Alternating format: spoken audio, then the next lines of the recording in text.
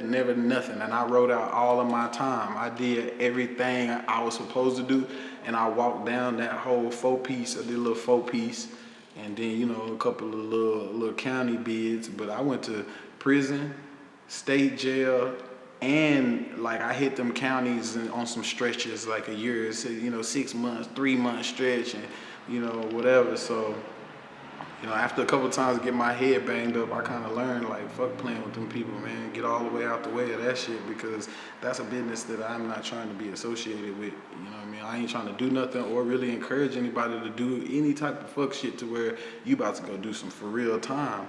It's like, it really ain't that serious, and it's not about that. Not in the world that I'm living in. I'm living in a creative world. South by Southwest, honestly, was a turning point in my whole career. South by had, at this point, South by was a little harder to join and become official, which I did like a year later, I think, after I started my own stage during South by Southwest. Was an unofficial stage called Teach Fest.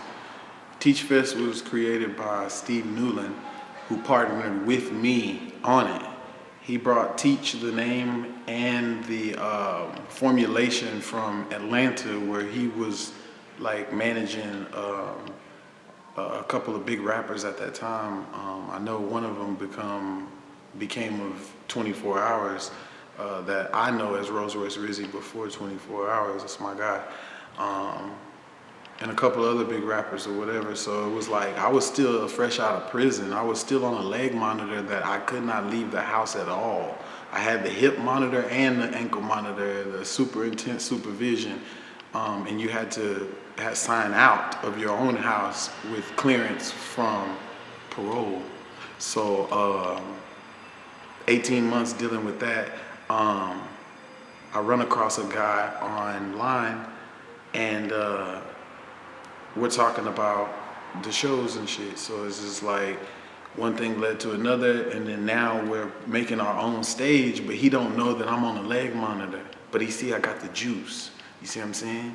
So we talking FaceTime and the computer Zooms and all of that shit the whole time, leading up to us putting together a stage where I give a damn about the underground artists, and he got a bunch of plugs with some of the biggest artists and organizations, and I mean the biggest.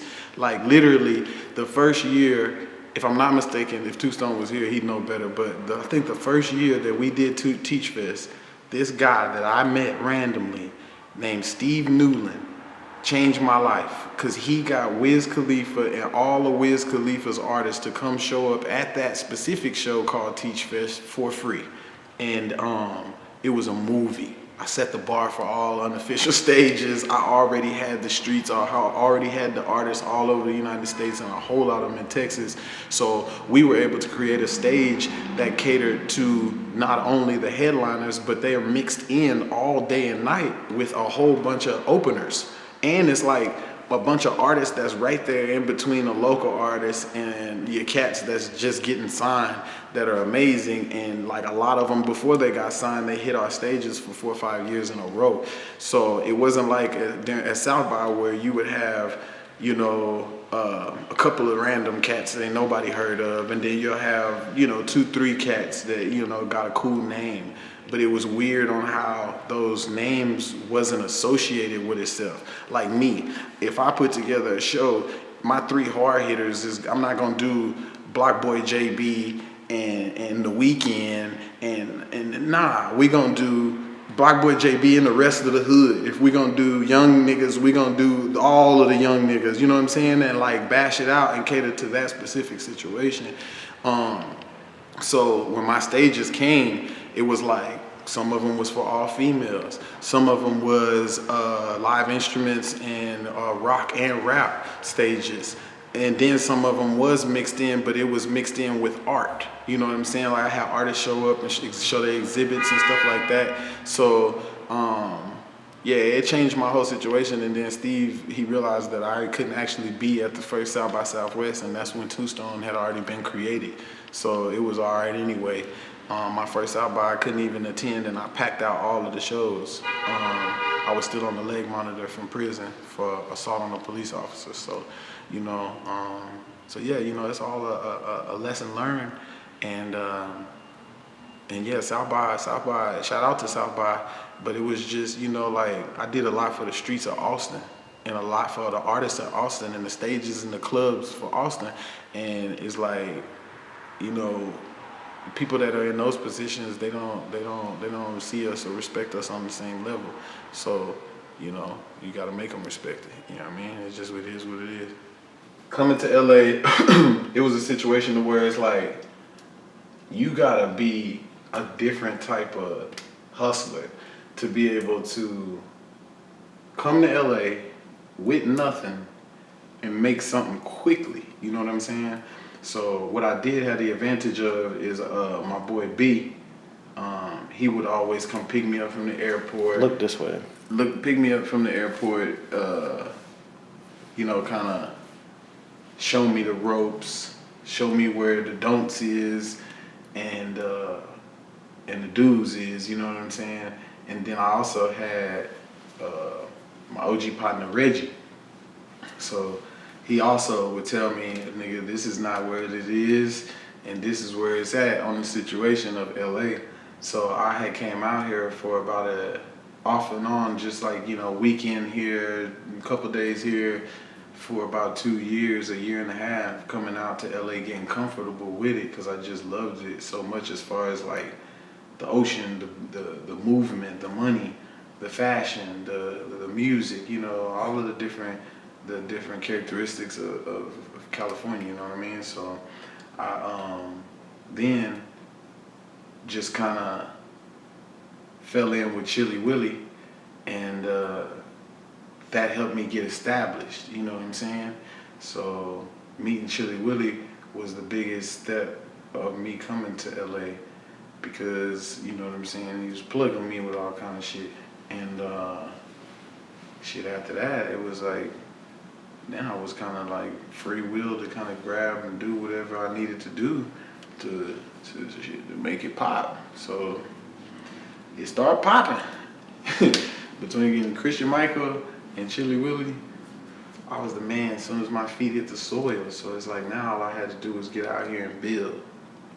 I just always feel like when you think about a business, like when you think about McDonald's or any type of real business, you know, you think about the shell of the business, like what that place looks like, the type of feel you get when you go, you know, all of these different things that you don't really think of, but some of these things constantly attract you to these businesses. So it's like, I first was just gonna have a studio. Shout out to my boy Rogue. When Rogue found me this location, it was supposed to just be a studio, and then I seen how big it was compared to the studio that I had in Hollywood, and I was just like, man, I'm about to make 3 different little hustles out of this location based off of the square footage that I got. It was probably like 1,500 more square foot for the same price. So I cut up the front, put a wall up to make it like a boutique store that's exclusive for artists and clothes designers, of course, for people to get their stuff in the store in the fashion district in downtown Los Angeles, because it's like, it's already kind of an accident, you know what I'm saying? So I just feel like I'm not too familiar with this type of hustle, so I'll create something for me, of course, but create it to where other people can be involved with it too, because I know it's a lot of people hustling out there. They hustles. I done bought clothes from people in the hood and stuff, and it's just like, what would they feel like if they knew, hey, you know, everybody go to LA to hit the beach, everybody go to LA to hit Melrose and the little clubs or whatever, woo. So it's like, why not have your merch and all your stuff just already implanted in a tourist attraction? So I just felt like it was gonna pop already on the front end of that of the building. Then we have the middle part that we in right now. It's more or less a creative space where people can do photo shoots, shoot videos. It's like a hub for me and my crew. And you know, we always welcoming artists and you know, just different artistic people that could utilize the situation, because it's art. You know, I got like $10,000-$15,000 worth of spray paint on the wall.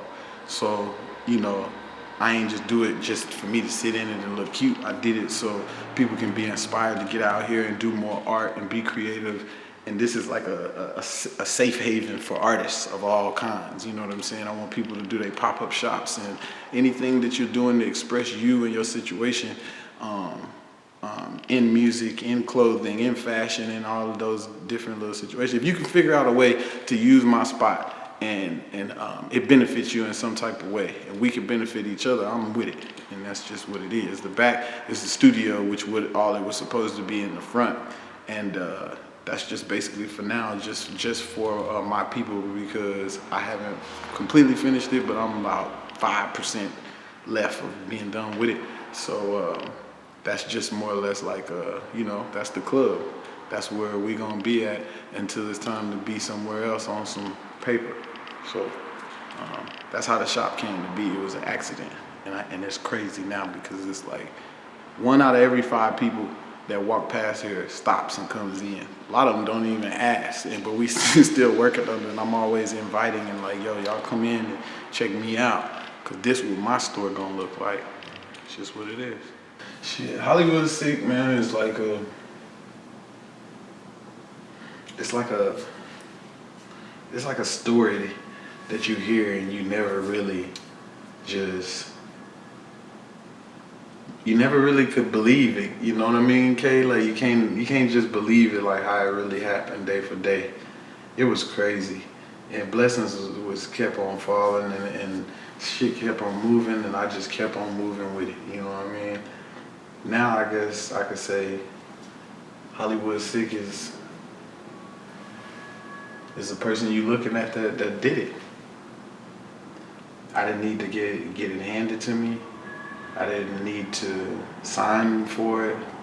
I didn't need to, because half of it is the game that you attain, you know what I mean, and accepting and respecting that game. The other half is physically having the assets. That's the money, the cars, the businesses, the process and the knowledge of being able to cycle one to attain the other. So it's like, now, it ain't no way to beat a nigga that know how to get his contract and his paperwork together from get-go. It ain't no way to beat a nigga, you know what I'm saying? Like once you get to this point, it's like all you doing is making chess moves now, because you understand how to fall. You understand how to separate. You understand how to progress. You understand how to survive in an energy and element that only you allow. You know what I'm saying? So that's a different type of game, because going to prison, not having no family, not having nobody close to me, not having nothing but the motherfucking hustle is what got me to where I am. Because I didn't have shit else to do. Nigga got tired of fighting and arguing and beating and slapping, and he was tired of that, man. We want all the bread, and I want to be able to be the person that can help the next person. If not with the financial part of it, then just the knowledge. And a lot of people and OGs and niggas in the streets, they don't pass no real knowledge. Knowledge so good to where someone can pick up and take what you just said and eat off of it. The real game. So understand, it's like, now all I can do is pass it and keep living it and keep growing and helping the ones who believe in growth progress in it. You know what I'm saying? Because it's like, it's time to put a real narrative to the second chapter of Lil Sicc. You know what I'm saying? Now it's the real deal. You know what I mean? It's going down, and it's big moves, and you got ways of being able to change people around you. You got ways to be able to help people around you. You got ways to influence and inspire people around you, youth around you, and stuff like that. Now, what decisions are you going to make as a man? You know what I'm saying? And then the picture keep on getting broader and wider and more intense based off of everything you say, everything you do, every time you move, how you moving. You know, the whole situation overhand. It's not just a rapper. You know what I'm saying? Like, this is mogul. You know what I'm saying? So it's like it's gotta have a little bit more. It's gotta have a little bit more